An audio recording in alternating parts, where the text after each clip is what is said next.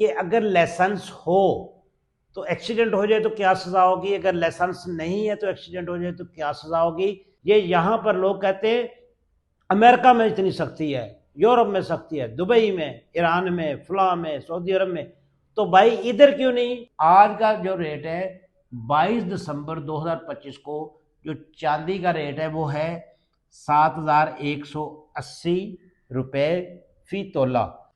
السلام علیکم۔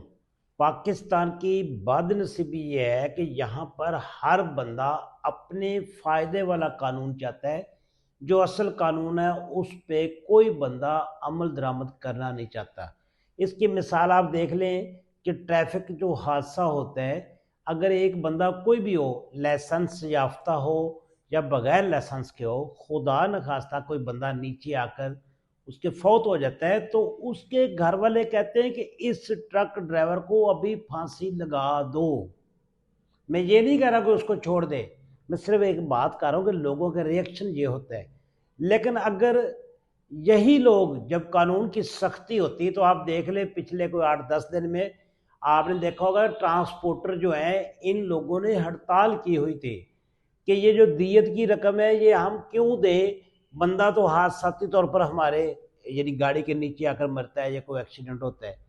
تو آج ہم ڈسکس کریں گے کہ اگر لائسنس ہو تو ایکسیڈنٹ ہو جائے تو کیا سزا ہوگی، اگر لائسنس نہیں ہے تو ایکسیڈنٹ ہو جائے تو کیا سزا ہوگی۔ اگر کوئی بندہ جان سے ہاتھ دھو بیٹھتا ہے کسی گاڑی کے نیچے آ کر تو پھر ڈرائیور جو ہے اس کو کتنی جو ہے وہ مطلب سزا ہوگی، یا اس کو کتنا ہرجانہ جو جس کو دیت بولتے ہیں وہ دینا پڑے گا۔ یہاں پر وہی دو سوچیں ہیں، ایک وہ ڈرائیور کی سوچ ہے جس کی گاڑی کے نیچے بندہ آ کر مر گیا ہے، اپنی جان سے ہاتھ دھو بیٹھا ہے، وہ کہتا ہے کہ مجھے چھوڑ دو، حادثہ ہے۔ جن کا بندہ مرا ہے وہ کہتے ہیں کہ اس کو پھانسی لگا دو۔ دو سوچے، قانون پہ کوئی بھی عمل نہیں کرنا چاہ رہا۔ تو چلتے ہیں بورڈ کی جانب، دیکھتے ہیں جی۔ سب سے پہلے دیکھیں جی، اگر ڈرائیور جو ہے نشے میں ہو، غفلت سے گاڑی چلا رہا ہو، یا کوئی ایسی ڈیمیج گاڑی چلا رہا ہو جس طرح بریک نہیں ہے یا اس میں کوئی فالٹ ہے اور وہ تیز چلا رہا ہے، رش ڈرائیونگ کر رہا ہے، تو اس بندے کی گاڑی جو ہے وہ کسی اور گاڑی سے یا کسی بائک سے یا سائیکل والے سے کسی بندے سے ٹکرا جاتی ہے۔ اس میں کون سی غفلت ہے؟ غفلت ہوگی یا تیز رفتاری ہوگی یا نشہ وغیرہ کیا ہے، وہ بندہ جو ہے اس کے نیچے کوئی بندہ آ کر مر جاتا ہے تو اس کی جو ہے، اور اس میں لائسنس ہونا بھی لازمی ہے۔ لائسنس نہیں ہے تو وہ اگلی دفعہ جا کر ڈسکس کریں گے۔ یعنی لائسنس ہے بندے کے پاس، گاڑی غفلت سے چلا رہا تھا، کسی میں ہٹ ہو گیا، بندے کی جان چلے گی، اس بندے پہ دفعہ لگے گی 320 پہ، اور اس کی جو سزا ہے وہ 10 سال ہے اور پلس دیت ہے۔ دیت کو آخر میں ڈسکس کریں گے، دیت بندے کتنی ہے، ایک بندے کی جان کی قیمت ہے کتنی شریعت کے لحاظ سے، قانون کے لحاظ سے۔ تو مطلب کیا ہوگا؟ بیلیبل کا مطلب یہ ہے کہ قابل ضمانت ہے۔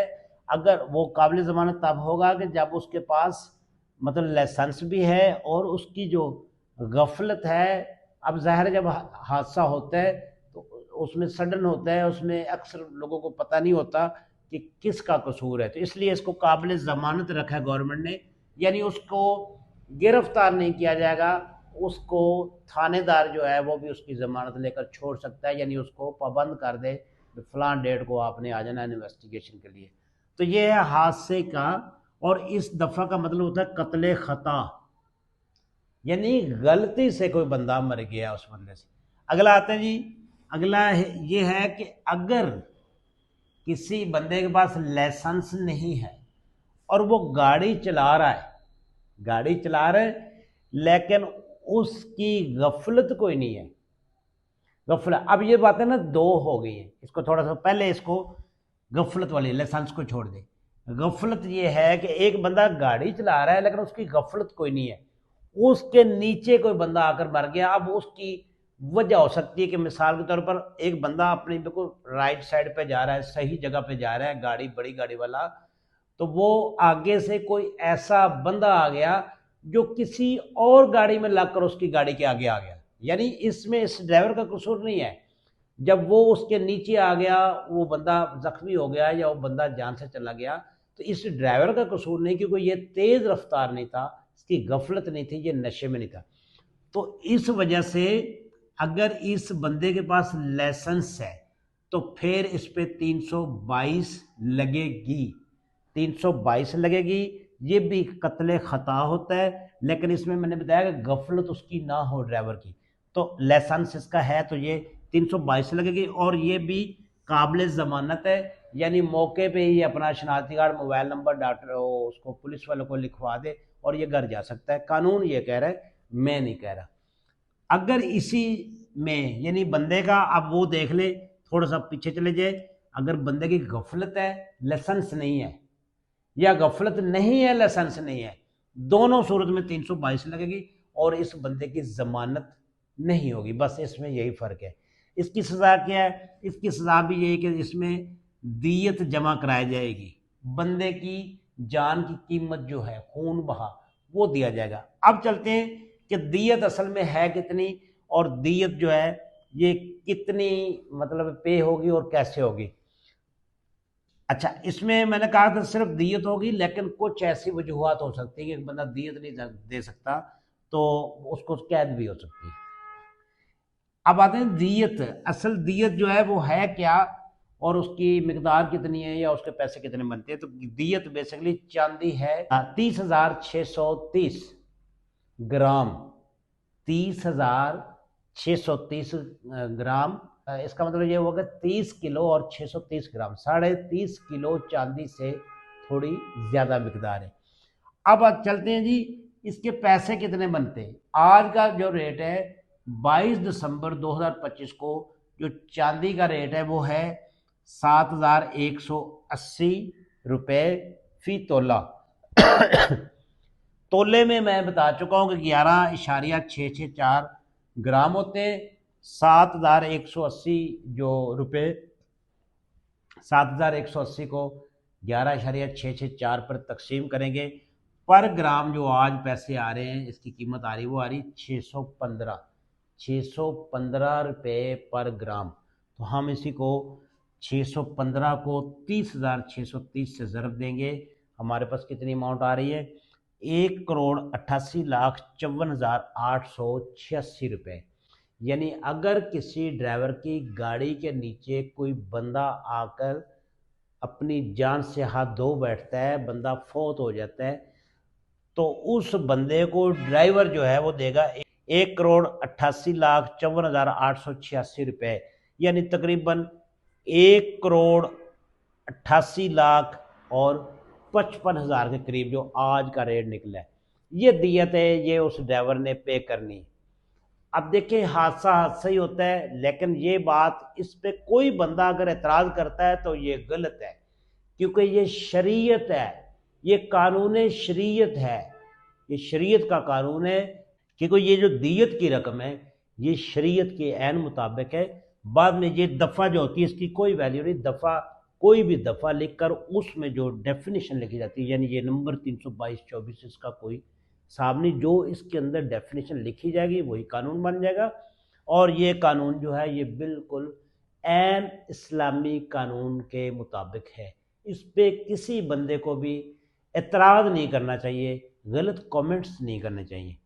تو باقی جو ہے میں یہی کہتا ہوں کہ حادثات میں کمی تب بھی ہو سکتی ہے جب ہم ملزم اور مدعی دونوں قانون کی طرف دیکھیں گے، تو انشاءاللہ حادثات بھی کم ہو جائیں گے۔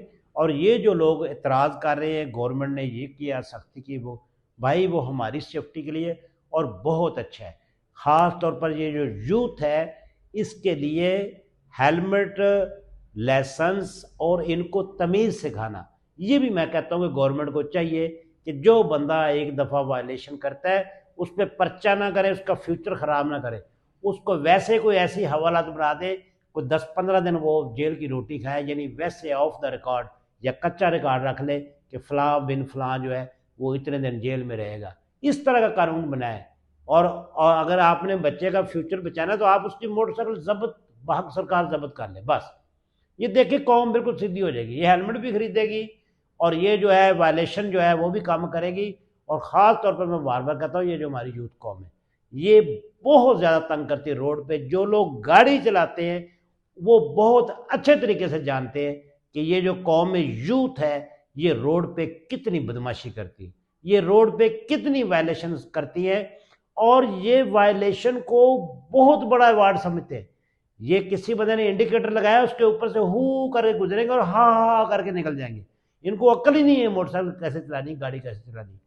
تو میں ہمیشہ قانون کی پاسداری کے حق میں بات کرتا ہوں. تو قانون ہونا چاہیے, اس سے سخت ہونا چاہیے, ان لوگوں کی دماغ سیدھے ہوں. یہ یہاں پر لوگ کہتے ہیں امریکہ میں اتنی سختی ہے, یورپ میں سختی ہے, دبئی میں, ایران میں, فلاں میں, سعودی عرب میں. تو بھائی ادھر کیوں نہیں؟ ادھر سختی ہوگی, ڈنڈے والا قانون بنے گا تو تم لوگ سدھرو گے.